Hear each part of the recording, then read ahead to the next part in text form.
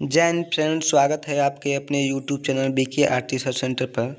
तो चलिए फ्रेंड, आज हम देखते हैं 12th ज्योग्राफी का चैप्टर फर्स्ट, जिसका नाम है मानव भूगोल प्रकृति एवं विषय क्षेत्र। इसके 10 ऑब्जेक्टिव क्वेश्चन, जो कि बेसिकली हम उन क्वेश्चन को देखेंगे जो या तो परीक्षा में पूछे गए हैं या फिर पूछे जाने की उनकी संभावना है।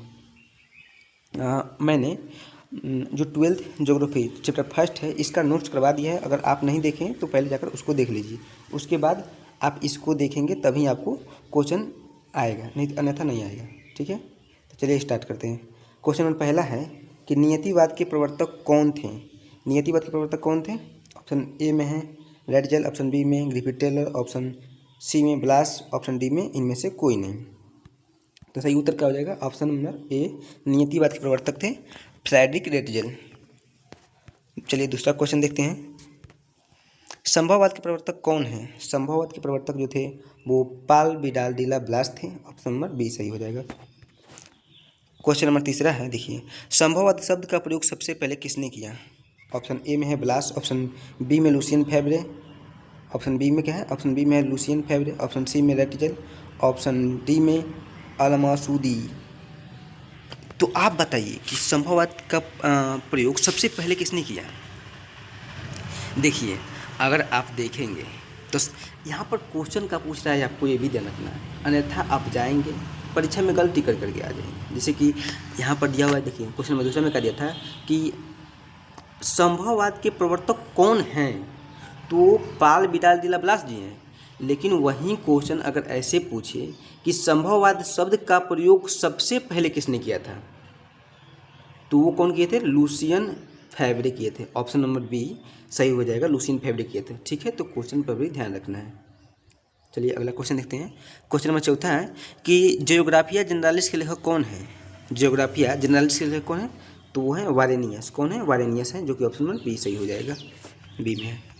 क्वेश्चन नंबर 5वां देखते हैं। चलिए कि आधुनिक क्वेश्चन नंबर 5वां क्या है कि आधुनिक मानव भूगोल के जनक कौन हैं? आधुनिक मानव यानी कि अब का जो मानव भूगोल, अब का जो भूगोल है, मानव भूगोल है, उसके जनक कौन है? तो वो कौन है? वो है फ्रेडरिक रैटजेल। ऑप्शन नंबर ए सही हो जाएगा। क्वेश्चन नंबर 6 देखते हैं कि मानव भूगोल का संस्थापक किसे कहा जाता है?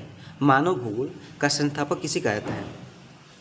तो वो कौन माने जाते हैं? फ्रेडरिक रैटजेल माने जाते हैं। ऑप्शन नंबर ए सही हो जाएगा। क्वेश्चन नंबर 7वां देखते हैं। चलिए कि निश्चयवाद संकल्पना में किस घटक को महत्वपूर्ण माना गया है? निश्चयवाद संकल्पना में, देखिए निश्चयवाद जो संकल्पना था, इसमें जो प्रकृति थी वो बहुत ही पावरफुल थी, यानी कि शक्तिशाली थी। इसलिए निश्चयवाद संकल्पना में प्राकृतिक घटक को महत्वपूर्ण माना गया है। अगर वही क्वेश्चन को ऐसे पूछ दे कि संभववाद, कौन सा वाद पूछ दे कि पूछ दे कि संभववाद संकल्पना में किस घटक को महत्वपूर्ण माना गया, तो उसमें आप मानवीय घटक लगाएंगे, क्योंकि उसमें मानव पावरफुल था। अगर ये पूछ दे, मान लीजिए अगर ऐसे पूछ दे कि नौ निश्चयवाद, यानी कि जिसको हम रुको और जाओ निश्चयवाद के नाम से भी जानते हैं, इसमें किस घटक को महत्वपूर्ण माना गया है, तो इसमें दोनों, ए और बी दोनों मार्क देंगे आप। ठीक है, चलिए क्वेश्चन नंबर 8वां देखते हैं कि निम्नलिखित में से कौन सा एक मानव भूगोल का उपागम नहीं है? तो ऑप्शन नंबर ए सही हो जाएगा, वो है मात्रात्मक क्रांति, जो कि मानव भूगोल का उपागम नहीं है। ठीक है, क्वेश्चन नंबर 9वां देखते हैं कि मानव भूगोल क्रियाशील मानव और अस्थायी पृथ्वी के परिवर्तनशील संबंधों का अध्ययन है, यह किसने कहा? अगर आप नोट्स का क्लास किए होंगे तो आपको ये परिभाषा पता होगा, क्योंकि ये परिभाषा बार बार परीक्षा में पूछे भी जाते हैं, और मैंने कहा भी था कि आपको याद कर लेना है। तो अगर आपको याद हो गया है तो आपको इसका क्वेश्चन नंबर 9 का उत्तर आपको कमेंट में बताना है। ठीक है, क्वेश्चन नंबर 10वां, जो कि सबसे लास्ट क्वेश्चन है, बताइए कि सैन्य भूगोल मानव भूगोल के किस क्षेत्र का उपक्षेत्र है? जो सैन्य भूगोल है वो मानव भूगोल के किस क्षेत्र का उपक्षेत्र है? तो वह किस क्षेत्र का उपक्षेत्र? वह है राजनीति भूगोल का। ठीक है, सैन्य भूगोल आ जाता है राजनीति में ही। उसके बाद निर्वाचन यानी कि जो कि चुनाव होते हैं वो भी राजनीति में आते हैं, ठीक है, तो याद रखना है। तो बताइएगा कि आज का क्लास कैसा लगा, और अगर आप वीडियो देख लेते हैं तो यही नहीं कि खाली वीडियो देख छोड़ दीजिए, नहीं, आपको लाइक भी कर देना है और सब्सक्राइब कर दीजिए, क्योंकि आपके पास जब भी अगर नोटिफिकेशन जाएगा तो आप पढ़ने के लिए आ जाएंगे तुरंत, ठीक है। आज के लिए इतना ही, चलते मिलते हैं अगले क्लास में, ठीक।